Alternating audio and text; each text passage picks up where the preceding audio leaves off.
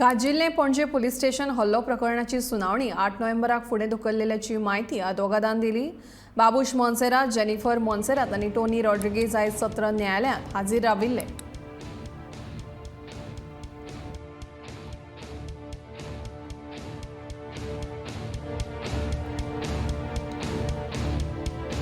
गाजिल्ले पणजे police station हल्लो प्रकरणाची सुनावणी 8 नोव्हेंबराक फुडें धुकल्ल्याची माहिती आदवोगादान दिली। बाबूश मोन्सेरात, जेनिफर मोन्सेरात आणि टोनी रॉड्रिगेज आयज सत्र न्यायालयात हाजीर राविल्ले।